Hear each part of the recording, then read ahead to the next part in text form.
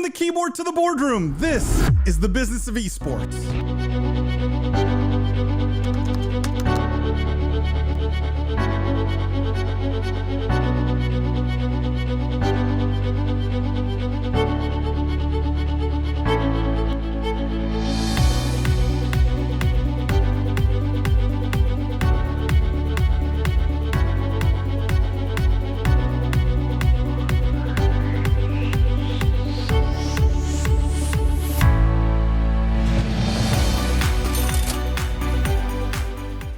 The Business of Esports podcast is sponsored by Esports Entertainment Group, a leading esports and online gambling company. For more information, go check them out at esportsentertainmentgroup.com. From the keyboard to the boardroom, this is the Business of Esports podcast. I am Paul Dewalibi. I'm joined today by my friend and co-host Jimmy Barada. For those of you who are new to the podcast, welcome to the official podcast of esports. What we do here is we cover the most pressing gaming and esports topics and news of the week, but we look at all of it through a business and C-suite lens. We dissect, we analyze the business implications of everything happening in this industry. For our regular listeners, thank you guys for tuning in every week. Thank you for being fans of the podcast. Thank you for leaving those 5-star ratings and reviews. If you haven't yet, do 2 things for me. Tell your friends about the podcast. Tell your family, your colleagues, other people about the podcast.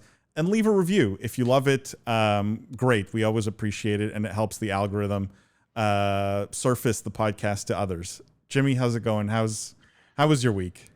Oh man, my week started last night right after I got off work. I hopped on New World and I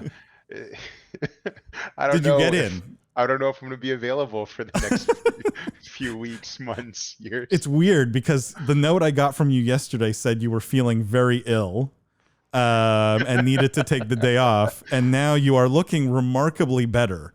And so, is this a bit of like MMO-itis? Is this the disease? There's something about farming, in the open world for 3-4 hours with the digital sunlight that really brings you back to life and makes you feel better. I did get in.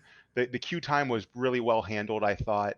I have literally one complaint, which is amazing for a new launch or a new release. My only complaint is, and you probably experienced this with a beta, you can't open your inventory, your backpack, while you're traveling. I have to stop and open up my bag. Like, what is that? There's 2 things people complained about in the beta. That and the lack of mounts. The lack of mounts, I think they're wrong. This I don't get. Because looking and sorting your inventory is something you do while you're auto running. Like, what's the point of having auto run if you can't do other things while you're auto running? Well, here's the thing. You can open up the map, you can open up the skills tree, your journal, and your quest log. And those are all full screen, by the way. They take over everything. But your inventory in the bottom right corner, nope, my character has to stop, look at me, this theatric-like pose, and let's see what's in my 20-slot backpack right now because I'm level 10. I mean, what's funny is, and this is maybe the state of the gaming industry or the state of the world maybe, and maybe this is going to be like old man yelling at cloud. A lot of people know I was a very serious WoW player, right? Like very serious, one of the best in the world. I got probably, I would say conservatively, like 100 messages yesterday from people asking me, like, am I playing New World? Like at like 10 in the morning. And I had this moment of like, what is everyone doing? Like, did everyone just stop and not work today? Like 10 on a Tuesday. Yeah. like no. So for us, we have game night with my friends, with my normal squad, Tuesdays and Thursdays. Cause we have families, children, etc. Tuesdays and Thursdays from 8 to 10, which works for FPS. Not going to work for an MMO, I can already tell. But like I'm planning now, like, if I cut my shower short, and kind of that thing, maybe I could squeeze in, but I don't know. It seems great. I wish I had the time for it.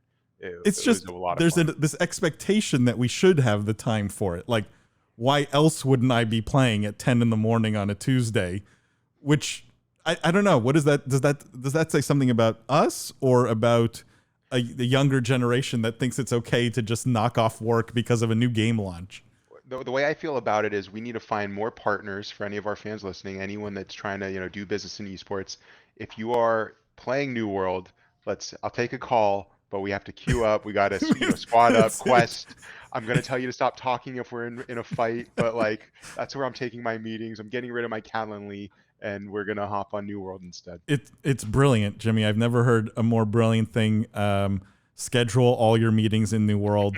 I kind of love it. I think it's kind of genius. Speaking of genius and someone we love, we have an amazing guest today on the podcast. We have none other than Kyle Stolick, who is the head of marketing at Gamer Sensei, a company now owned by Corsair. So has a senior role at Corsair. Kyle, welcome to the Business of Esports podcast. You just set expectations to a place where I cannot deliver on. You said genius. This is for C-suite people. I am of the common man. Nope. Sorry, people. Lower those expectations right now. All great leaders and dictators, though, say that they're men of the people. So, maybe this is... Wow. Yeah, wrong mustache, though. Wrong mustache. Kyle, for our audience that maybe doesn't know you or hasn't heard about you or what, Gamer Sensei or Corsair, I think that group's probably small, but would love a bit of your background, your story, how you got into gaming, what you're focused on now, just a bit of the Kyle story for our audience. Yeah, I always love those how'd you get into gaming stories, because everyone has like their system, right, that they started with. On Twitter, I think I saw people writing like my first console was a PlayStation 3, which made me feel really old lately. I see we all kind of have gray hairs in some capacity, right? So we can wax poetically about when controllers had 2 or 4 buttons. Some more than others here. For those, a lot of people I know listen to this podcast, don't watch it, but I don't see a lot of gray hair on you, Kyle. It's all dye, and a lot of I have an Elgato face cam and then a ring light, and this is what it does. So anyone who buys that will look like this, which might deter a lot of sales. So my apologies, Andy, our CEO. But when it comes to like how did I get into gaming, it was like I grew up in a small town of like 250 people and like out in the country too, and I wanted to be in sports, but I couldn't because I had allergies and asthma to such a bad degree. And my whole family is like very outdoorsy. So I was the guy that they just kind of put in front of the gaming console and said, here, like, this is the babysitter now, And so me and my brother, growing up in the frozen tundras of Minnesota, we played a lot of like competitive local games. So one of my favorite games, as you might tell, is Street Fighter. And I competed in Street Fighter a long time, and got to be good, got to compete against like Daigo and Justin Wong, and learned a lot about what it takes to be a competitor. And long story short, I went to school for music production and engineering. And then when I was trying to get a job in that, which was an insane idea, like what was I thinking? It was like, I'd have a better chance of coming out to LA and being an actor probably. I found myself working at Activision Value, testing Barbie Island Princess, World Series of Poker, Pimp My Ride on PSP, all those. And shout out to anyone who's ever been a tester. That's probably one of the most grueling jobs you can have in the industry. I don't know if you guys have ever talked to the testers or had them on here, but they always have fascinating stories. So I thought, if I can get through this, I can get through any job in the industry. And so I saw a lot of people leaving that type of job and like quitting and having like meltdowns. Like one guy just put down his controller one day and just walked out the door when he was testing World Series of Poker, because he was the guy who had to test every piece of clothing with every piece of character, and they would give him a grid every day, and he just one day just said no and just walked out. But yeah, I was a community manager for Eidos Montreal. I was a gaming journalist. I was a teacher. Worked at Edelman, launched a bunch of games like Call of Duty, Destiny. I ran Skylanders and social for a few years on the agency side. Worked at a startup with Jimmy for a little while, and now I'm over here. So I thought I knew what it took to be a competitor based on how I competed 10 years ago or 15 years ago at this point. That industry has changed a lot, and I feel like a kid in a candy store every day working with all these sensei and with all the information that they provide me on proper nutrition and how relevant that is, and the right mindset and mental health. These are people with like hearts as big as their MMR rating, and it's just a wonderful atmosphere to be. I don't mean to be a company man talking about Gamer Sensei while drinking from a Corsair cup on an Elgato camera, but there you are. I don't know if you see this logo placed. It might look like sales from another peripheral brand. Yeah. Anyway, so that's the Kyle Ginger story. There's a lot of heartbreak, a lot of hardship, but not as much as man. I feel lucky every day for being in this industry, as I'm sure both of you do too. It's pretty incredible. So Kyle, two questions to start off, Sure. which I'm deadly curious about. A, have you given up on the dreams of being a professional Street Fighter or any kind of, I guess, fighting game esports pro? And second, big picture, what are the changes you've seen? Because you've touched kind of everything, right? Like, yeah, you've been inside a game developer, you've been inside an agency, now you're inside, arguably the biggest, gaming peripherals maker on the planet. What have you sort of seen over the last decade or so, like in terms of big changes, big trends, big transformations, if any? Mm-hmm. Yeah, that's a really great question. And to answer the first one, I have and I haven't. I'll always have a place in my heart for the right type of gameplay that comes up. I think my Dota MMR is about a quarter what it peaked at right now, and I've just looked at it. I was having a conversation with my brother, like, it's just not going to happen. And like, I'm talking to some really talented Dota coaches, like Immortal Faith, and I have the opportunity, thankfully through my job, to get some lessons. And I don't want to know how bad I am on one hand, but I also, we talked about before this started, but like, once you go down that path, you can't shut it off in your brain. And I don't think my wife would really like that so much, because she knows how I get when I get competitive. So yeah, I would love a new fighting game. That's my genre. I love the 1v1 or 2v2 aspect of it. So if there's ever a game that's similar to Street Fighter 4 or 2, I hear the new Guilty Gear Blaze is it.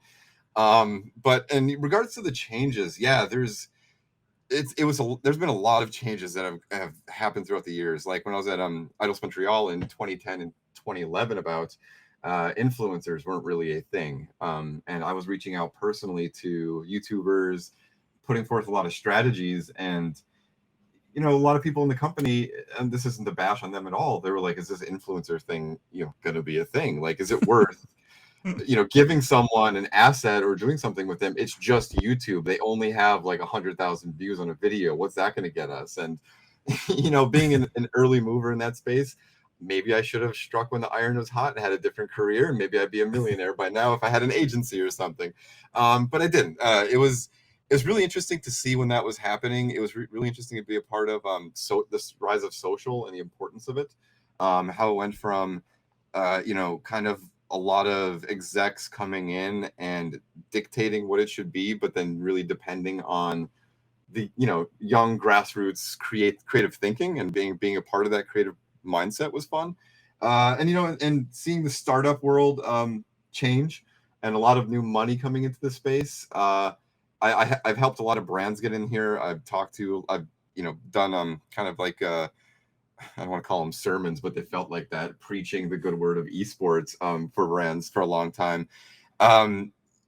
They started getting really savvy as to the urgency to get into esports, but then the startup world certainly became something interesting in itself, and with a lot of really genuine players coming into the space, like Rick Fox, Shaquille O'Neal, and Jimmy and I could name a lot of different people. But then it got to be a space, and it still is a space in many regards. And here's the controversial thing, I guess, is that if you pick up a rock and you throw it, and you're trying to hit someone that has bad intentions in the esports space, you're going to hit them before you even release the rock. Interesting. That is a hot take. Yeah, it is a hot take. But why do you think that, Kyle? Like, and do you think more so than any other industry? And if so, what is it about esports that attracts it, I guess? I think it's, I don't know if I can't speak to whether it's bigger than any other industry, because I don't really follow a whole lot I'm gaming born and bred. This is what I'm made for. I'm not gonna speak on anything in Cave of Stock, let's just say. But yeah, I think it's a hot thing that people are talking about. It has an interesting intersection between influencers. Like, everyone wants to be a part of gaming, right? It's a cool thing.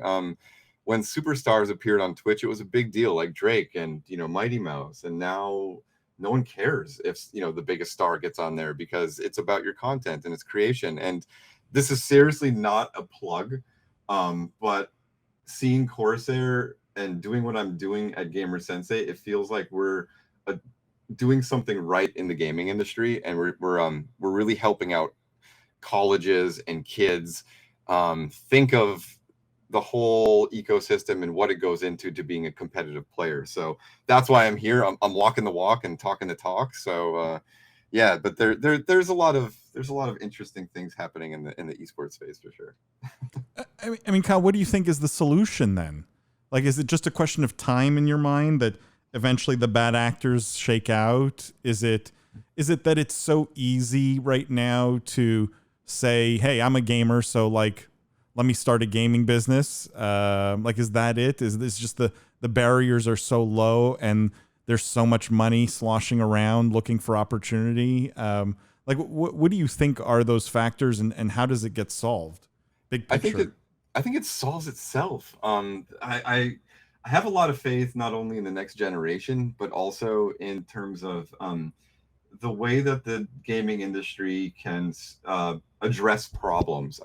Sometimes people might say it reacts a little too quickly. There's a little knee-jerk stuff. If you certainly follow gaming Twitter every day, the topics shift by the hour, sometimes it seems. But I have a lot of faith that through the hard work of the collectivity, that the bad actors naturally get rooted out. They might have bad intentions, and gamers have a really great way of sniffing that out. So I'm very proud of this industry and then the way that they go about those things. A lot of people came in to the space to take advantage of like AAA development and do all these things, and they thought that they could own the space. And then you saw the rise of indies happen very quickly, and you saw innovation happening everywhere. You see games like Among Us and some others just come out of nowhere because gamers want something fresh. They want something new. They don't want something that maybe has been put through an algorithm, and it said this is exactly what people want. The rise of battle royale, everything. It's pretty cool. You mentioned, and I want to sort of ask the question, even though I don't know if this is a bit of a rabbit hole, but you mentioned like your first gig in the industry being game testing. Yeah. At face value, that seems like the dream job. You get paid to play games all day long. I was just curious, more of I'm sure a funny story, but like, why was it not? I can give you a lot. So we can go into the grid type aspect of how you walk into work. I mean, I tested a long time ago, so if anyone's testing now, they might be like, God, he's such a dinosaur. No one does that anymore. What's he talking about? He's representing us so poorly. I have only respect for testers, and I think that they get not the respect that they deserve. But it's interesting, right? Like you might have some people that are really good, really capable people that might play like an esports title or a competitive title, and they're given the task to run through a game every build. And so new build comes in, that person is start to finish, can the game be completed? That type of thing. So you can imagine when you're testing anything from Cabela's Big Game Hunter, like I did, to something like Just Cause, or even like some other games I worked on, like Deus Ex, which you might think is like, I could play that at 10,000 hours. When you play it with a different purpose in mind, it becomes a chore. And naturally anything does too, like you could just wipe away the veneer of I'm doing this on my own and someone's telling me to do it, and it's instantly not as cool, right? Yeah. I do have some fun stories though. I always tell people a couple of them, like Pimp My Ride on PSP. Like it was, I can't, there's a lot I can't speak to. I don't want to be suddenly sued by Activision for a 15-year game. But there was a lot of things that like, I'd be like, are you sure about this? And it's like, yeah, just throw it out there, whatever. It does kind of make sense, right? Like you said about the perspective when you're playing the game with a different purpose. I can't imagine how tedious that was for a World Series of Poker to just switch shirts and do the same thing 60 times over. I think it's been glorified by movies like Grandma's Boy, or if anyone watches Mythic Quest on Apple's streaming service, they have some game tester references that look a lot of like a lot of fun. And to your point, Kyle, obviously your experiences is from a specific time frame. But No one yeah. actually sits in a room like that to test. Okay, that's one of the funniest things. The only people that do might be people that are there to test, to show the game off to like execs, investors, other people. It might be people that are like testing the 5.1 surround sound. Then that might be it, but they make it look much more glamorous. You're basically like, shoulder to shoulder in a cubicle with people just like you, who are just like, this is a stepping stone. Then there are people that they are so good at testing that the way that their brain works, and they're able to figure out a bug. I found a bug for one game I was working on. The only way I found it was the game had already been confirmed to go to ship, and I found it by going backwards on this one racetrack with this one car, and the game would instantly shut off the machine. And so that game had to be like pulled immediately. We had to resubmit at the last second. The story I always tell people is that I moved on from normal testing to what was the special teams group, basically where you test the technical requirements of each console.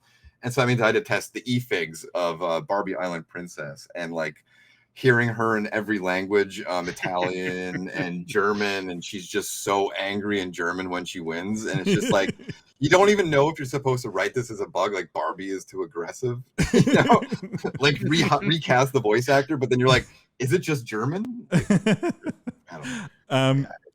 Sorry, Jimmy, go ahead. I wanted another hot take from Kyle from the same kind of time frame in his life. And by the way, I knew you competed at the highest level in Street Fighter. Didn't Yeah. realize you played Justin Wong and Daigo. And I'm going to tell everyone I met that you beat both of them, just so I you know. didn't.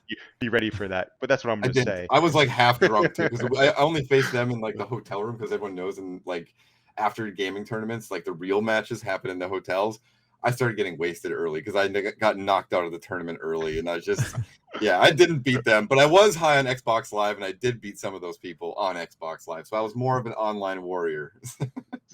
So my question, I guess, from that era of your life, for those such as myself that love that game, and I'm sure we have so many listeners, right, that probably started with Street Fighter 2 if they're fighting enthusiasts. Who's your go-to? I mean, what are your favorite 2-3 characters that you would probably rank? I mean, did you not see the rubber ducky and the little Zangief here?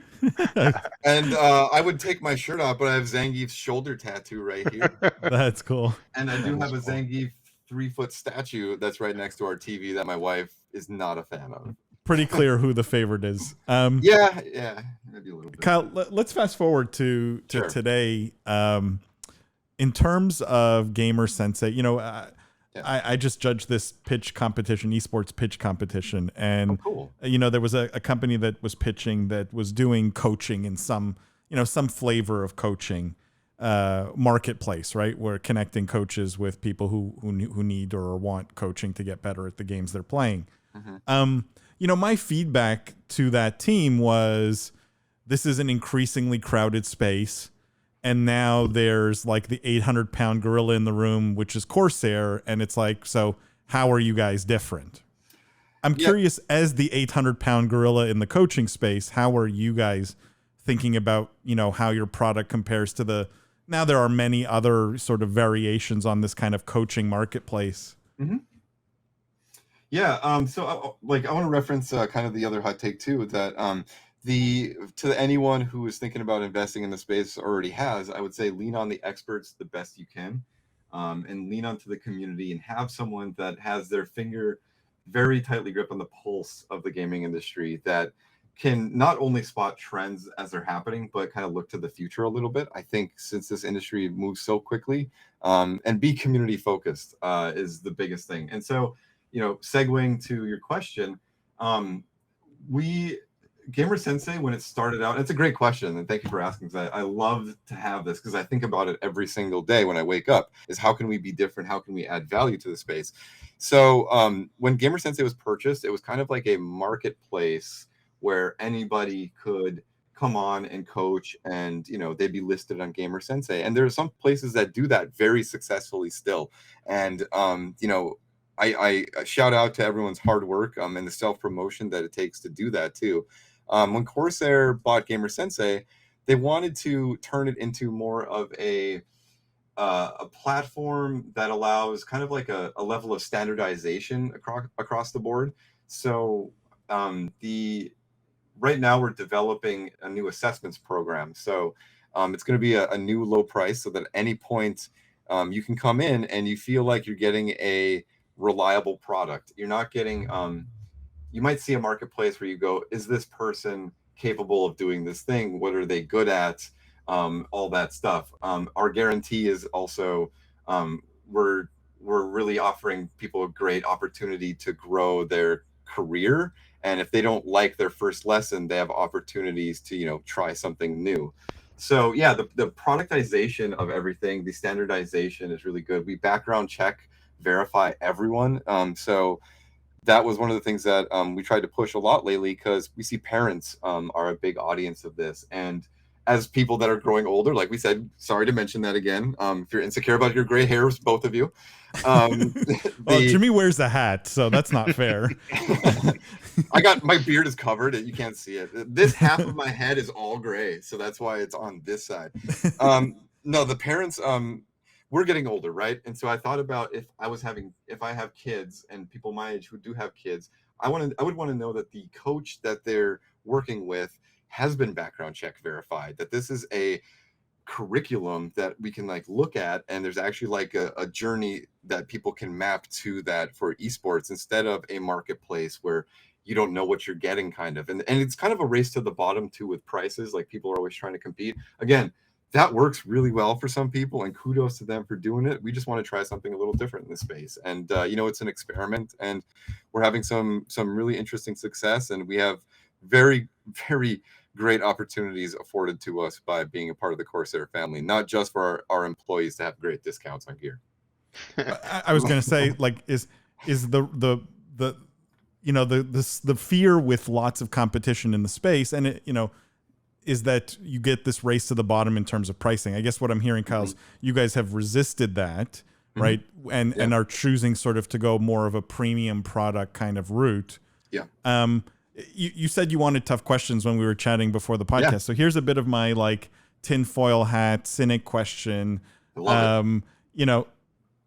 Part of me when I saw this acquisition said, does Corsair here really care about growing a coaching business, right? That its own, that generates significant revenue for the business, becomes an important line item on P&L, or is this just a clever way of selling more mice and keyboards, right? Is this just like a way to fill the top of the funnel for potential mice and keyboard customers? Yeah, because and there's nothing wrong with that, right? I actually think that's quite clever. That's a great question. It's definitely not the latter, but that is certainly something that would be a nice to have, and we are looking into ways that we can do that in a very genuine way, but also ways that the products can benefit from the talent that we have on staff. One thing that I'm constantly doing is asking my coworkers and some of the other people that we have is like, how can we make some better products for esports people? I have an Iron Claw mouse here, for example, and that is really designed for RTS gamers in mind. We just released the new K65 White, and the K65 is more of a slimline keyboard that's made for FPS and other things. So different types of esports athletes will require different types of gear.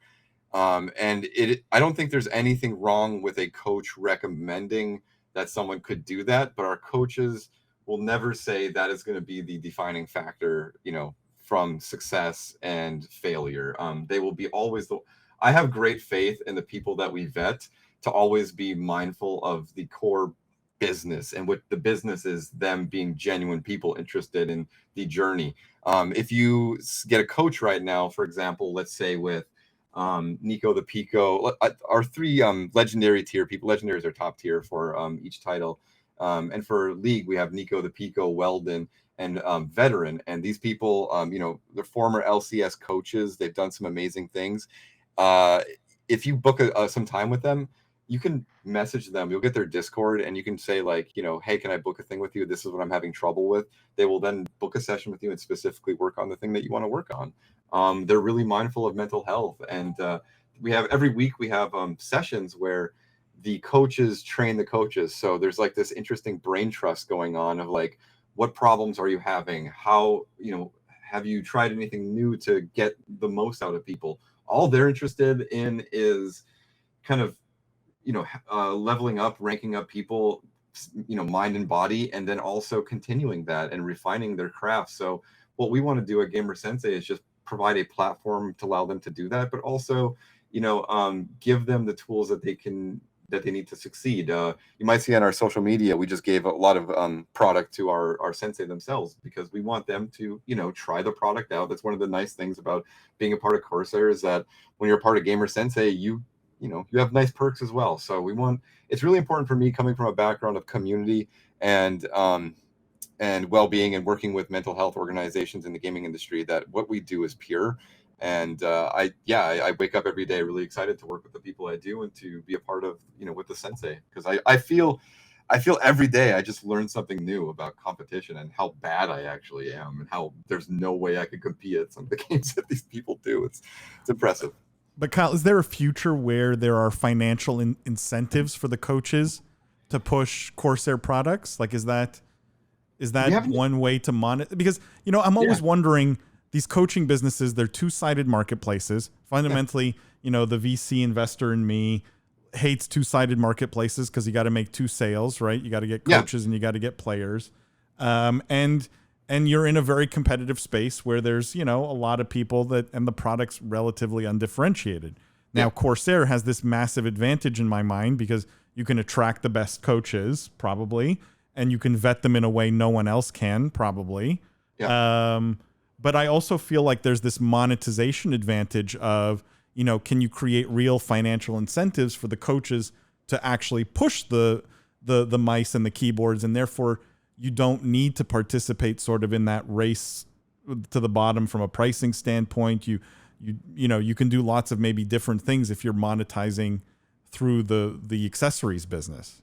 Yeah. And, that is certainly one of the perks that we have for our sensei, is that affiliate programs. I think affiliate programs are pretty much pretty common these days, with like a lot of influencers and like that. And you'll see on any Twitch person's page, enter my affiliate link or something, and they obviously get some kind of a kickback.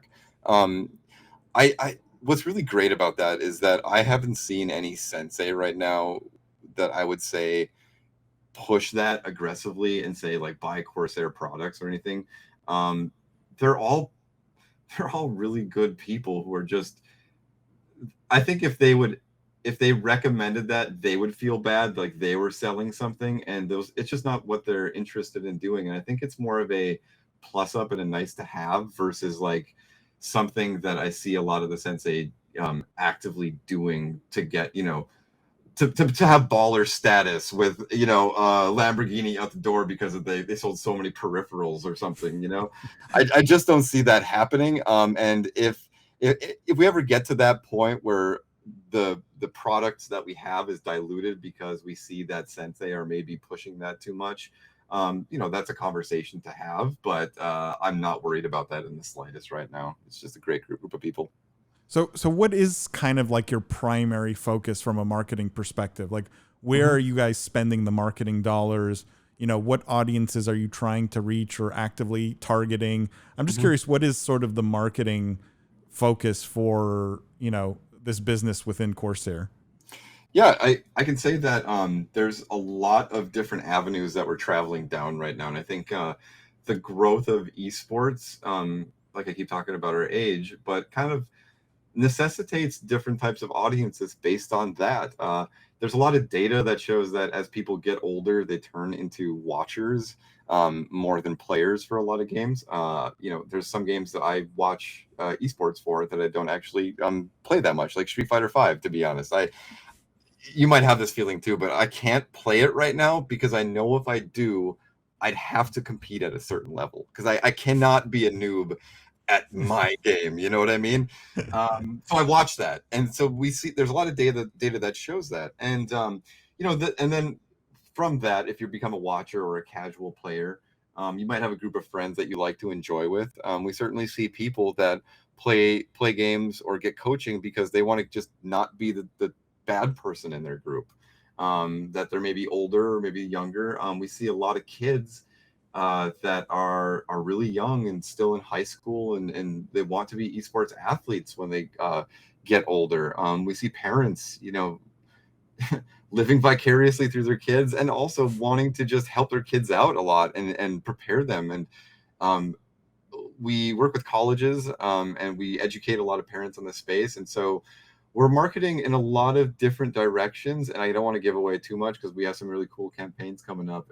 in quarter 4 and 2022. But I think this is a really growing industry that is only going to expand as we age up, as millennials and Gen Xers have kids, and eventually Gen Z will have kids, and you just see the acceptance of video games. And if you look at traditional sports coaching, and I think that's what and don't quote me on this, like a $10 billion a year business. There's a lot of opportunities for, something to do this right in the gaming industry, but to also give back. And my interest is in building a better gamer in whatever way I can. That's going to sound like a thing that we used to say. I was going to say that this is like upcoming new tagline for. I wish. No, we haven't decided on some of the campaign taglines yet, but that's just what I like to pull out, because that's what I've said for a long time. Like I said, Jimmy, I said that when you first started to know me. That's been my ethos, because competing, and this is me on my pedestal right here, competing was great when I can actually point to someone and say I helped them out, and I facilitated, I helped them shape their career. To me, as I get older, that's much more rewarding. And with Gamer Sensei, I can do that at scale. So, it's just a really cool avenue to add something to the industry and give back to it and give people opportunities that I didn't have. Like, I had no idea when I was competing that playing for 14 hours a day was bad, and eating poorly and having only caffeinated drinks. Like, if I knew something better, I would have actually won against Daigo or some other people, but I didn't. So Jimmy, I don't know if you had a question on this. I mean, just a comment, right? Like gaming all night and drinking Mountain Dew, that was a regular. Maybe that's why I was obese in high school. But with you there, Kyle. Yeah, I wanted to follow up a little bit on the marketing strategy, at least what you're able to share. Not giving away too much in terms of the different distribution, I suppose, that you guys look at for a successful marketing campaign. For those in our audience, we have a lot of startups, a lot of other businesses that might not be your direct competitors, but that are looking to share with our ecosystem, their brand. And some of them are going about it through influencers and these very expensive campaigns. Others are trying to build up a social footprint and community. What combination or what weight do you put in each of these different areas where Corsair has the ability to put its name on a billboard in Times Square, right? Can't necessarily track relevant metrics with that, more of a pride thing, I think. And but where are you guys putting the Gamer Sensei, the Corsair brand?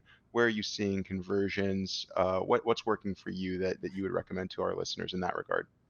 Yeah, I think that's a great question, and I'm gonna tell you a little bit about like working with brands and whatnot, because they would ask me kind of the similar thing. Because at the end of the day, when they'd be like, okay, this esports thing, where do we begin? Where should we put our money? And I would sit down with them and I'd say, there isn't a one size fits all for marketing in the gaming industry and the esports industry. You have to map very closely to your goals. Look through your data to see who's a member of your community, who are the whales, that type of thing, of course. But then also, there are certain, I'll get into the tactical here for a second. There are certain brands and certain influencers in the space that may have certain types of brands that move the needle, or certain followings that move the needle, but by association with them, you might, be a certain way. And I don't want to say any names, but I'm sure a lot of people listening, or even you two, are thinking about some other ones too. I think if I can give any advice to people, it's that look into your data as much as possible. Do test and learns, iterate. Don't do test and learns that are too small, because then you're not going to get enough of a data sum to have anything. If you spend $2,000, what's that going to get you? Sometimes it does take a little bit of money to get the data properly. I think working with some agencies too on proper creative always works. There's a lot of people I've seen in marketing that think that they can do everything from the top down, in terms of messaging, copywriting, paid analytics, all that, and lean into your experts. So being a part of Corsair, I have an amazing infrastructure that I can lean into.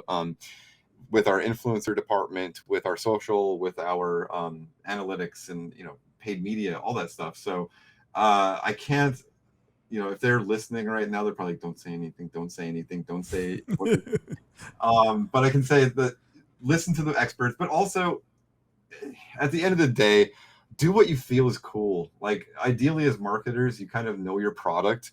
You're thinking about your product. You're thinking about the community. And I always feel like if you do something that's going to excite your community and add to the environment, then it's going to be successful and it's going to work itself out. And so just focus on, but don't. That's maybe a horrible thing to say because I know a lot of people in the gaming industry spend money marketing to the people that are already sold on the game or the product. And my one bit of advice is go outside, reach to the people who are on the fence or who don't know anything, because that's the one problem we have in gaming. It's just like, this is a Call of Duty person, or this is a, Battlefield person, this is a Fortnite person, they're already sold on it. And then a lot of people, and I can't speak to those campaigns specifically, I'm just prattling off brands, but there's a lot of money that's spent on those people that are just already like, you got my money now, okay, like leave me alone. Kyle, you mentioned at the beginning, and I love this, that you saw kind of that trend towards activating influencers to get people to play games, right? Yeah. And saw that trend very early on. I'm curious, are there any trends that you could share that you're seeing now where you think maybe there's a lot of opportunity that's maybe a little like not so tapped, or usually people who are good at spotting those trends see them all the time? I can tell you, but it would cost you something money. You'd have to hire me as an advisor, and everyone here would have to chip in a little bit. There you go. No, but I think always look to the community and look to the younger generations are probably going to lead the way most of the time.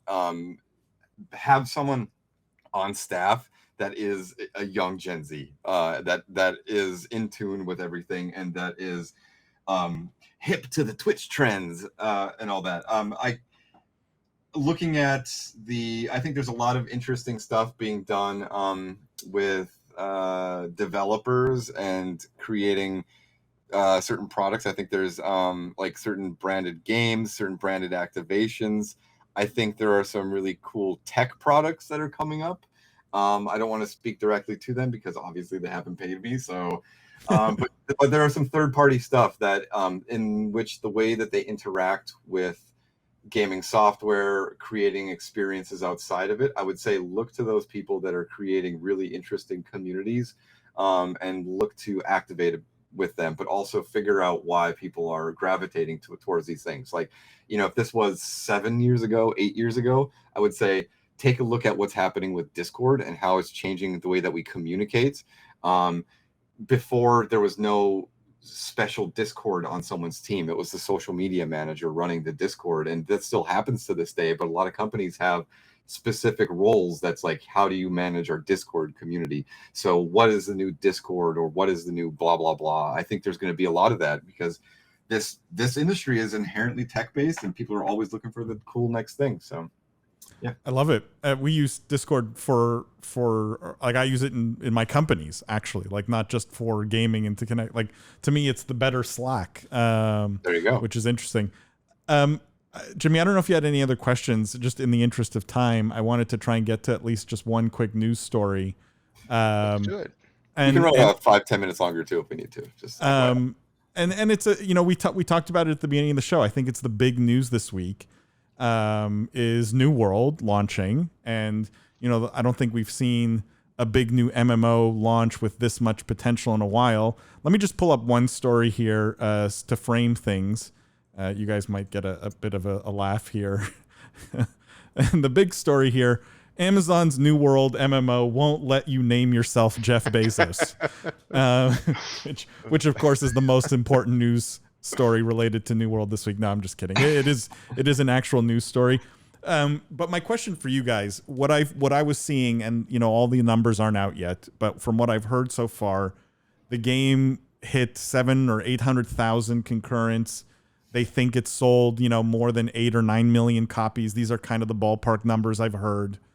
The tough question I have for you guys is, will this be a real threat to WoW's, 15-year reign? Should anyone at Activision Blizzard be concerned at this point? And Kyle, I'd love your hot take on this. Sure. I'm full of hot takes. That's what I'm known for. I don't think so. I don't think it's not. I don't think a game could be measured successful or not based on WoW anymore, because I think we've hit this point in its growth where those people are going to play that game no matter what releases. They might like all of a sudden go to something else, but if you're playing, how many years has it been out? Like 15, 16? Yeah. 15. Yeah, people were playing it more for the community and for everything that they built up. I haven't seen like their numbers or anything lately, but if you think about, EverQuest is still going strong, and some of these other MMOs. Is it really? Yeah. Going strong is relative, right? Yeah, it's relative. Yeah, I mean, they're still releasing expansions for EverQuest 1, which is kind of insane. It's still the greatest MMO ever made. Of course, you can fight me about it if you want. I mean, yeah. No, but are you suggesting that WoW will never go away? Like capital N never go away? I don't know about never say never, because there are certain things that can happen about that, but I would say that they're always going to have a really strong user base as long as they maintain a certain level of content flow, communications with their core community, and don't stray too much from the path. But they might take a hit immediately. People might come back, but it's going to be tough. A game has to be really, really great to pull people away from their communities that they're already invested in. So, and Kyle, let me just one follow up on this, because you were at Eidos, you were at a game developer. Like, do you think Amazon has the ability to make this the kind of live service, lots of content development over time, all the things that make a game long-term successful these days? Do you think there's a chance that a studio as new as theirs can make that happen? I think that with any team that there's a chance. I think that we saw No Man's Sky grow from being I think an objective disaster at launch to a really flourishing community that has a lot of interesting content. And I certainly think Amazon has the infrastructure and certainly the money to do it. Do they have the creative talent, and do they have the wherewithal to put those people in the right places and listen to their community? I think that's more of a time will tell type thing. And I hope they do. I hope every developer is successful and works it out. But yeah, I think it really depends I think Amazon's probably in a spot of it depending on the talent and management and where they want to do things, and how communicative the community can be, and if they stick around. I think that's going to be, I would love to be on the community team or a fly on the wall to talk about, okay, this, because what happens in community a lot of the time, you'll be like, this is what we're hearing about on social media. They'll push that to the dev teams, and then dev teams will be on social too. So there might be an interesting process there. I'd love to see the roadmap, everything. But my knee-jerk reaction, I think that yes, they do have it. So you can quote me on it. And one last question, just because again, sure, it's so related to your background. One of the things New World did during the beta was what everyone does these days. They hired influencers to play the game. They paid influencers to play the game on Twitch, right? Yep. What was interesting, I thought, is for the launch, they have not paid any influencers. And they have not given any queue preference to streamers. So in other words, if Shroud disconnects, he's got to sit 3 hours in the queue again if he wants to get back on. Mm-hmm. And Asmongold, I think, spent like 4 hours on stream in queue.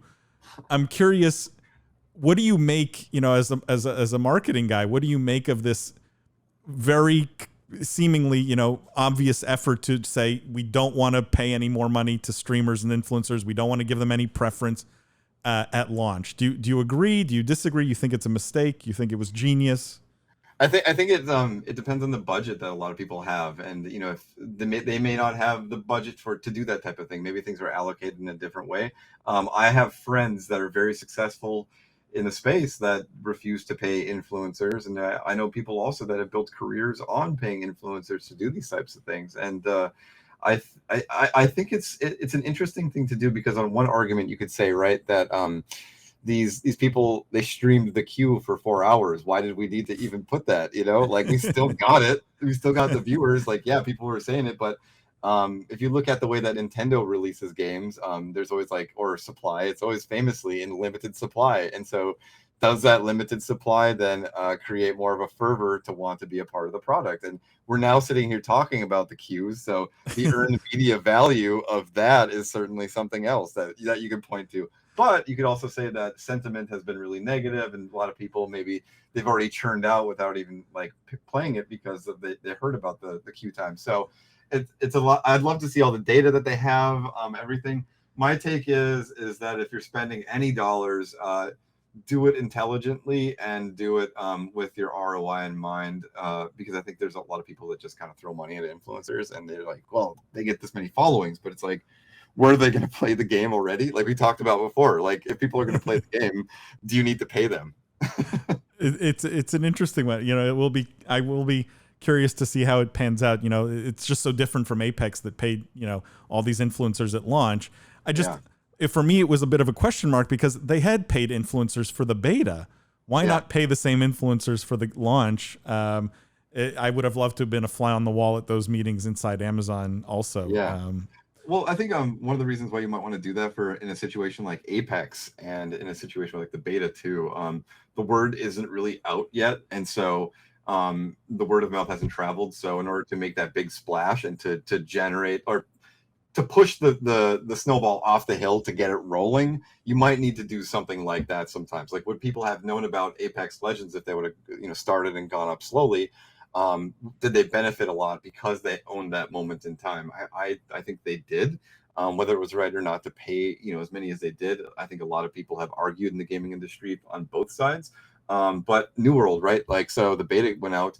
Are we here now with the long queue times because of the beta and because of what they did then? Was there a conscious decision to spend money with the beta instead of the launch because maybe they thought that they didn't need to do that? So I think there's a lot of different strategies, and if you're a part of the New World team, give me a call. Actually, I think I know some people. I have to reach out. In the interest of time, Jimmy, I do want your take on this, but here's what I'm going to do. If you want to hear Jimmy's take on this, you got to tune in every Wednesday. We do a live stream, 8:30 p.m. Eastern time. We get to all the news that didn't fit into the podcast. And we obviously put it up as a VOD after the fact. So even if you don't watch it live, although it's more fun live because you get to ask us questions and disagree with us and get in our faces, but every Wednesday, 8:30 p.m. Eastern time. Kyle, thank you so much for being on the podcast. If you want to be found or followed, or Gamer Sensei wants to be found or followed, like where can people find you, find Gamer Sensei, etc.? They don't need to follow me. They can follow Gamer Sensei though. Just go to gamersensei.com. We're running some discounts on bundles. Or just hit us up on Twitter. We can help you find any coach that you want. You can talk to us about your goals. Join our Discord, please. Everybody is always there, willing to help. If you just have any questions about what it takes to get better, the cost, finding the right coach, please come on and join our community. It's really fun to be a part of. So, and thank you again for being a part of this. Kyle, you're amazing. I think our audience is going to love you. Definitely go check out Gamer Sensei and Corsair because they make some really great products. And there you go. Guys, Jimmy, Kyle, thank you guys as always. Just a reminder to our audience, make sure to follow us everywhere also, TikTok, Twitter, Instagram, YouTube, everywhere you consume our content. It's always appreciated. If you love the business of esports and you consume it frequently, tell your friends about it. Share the podcast with others. We really appreciate it. It helps other people to discover the content. And as always, we will see you guys next week.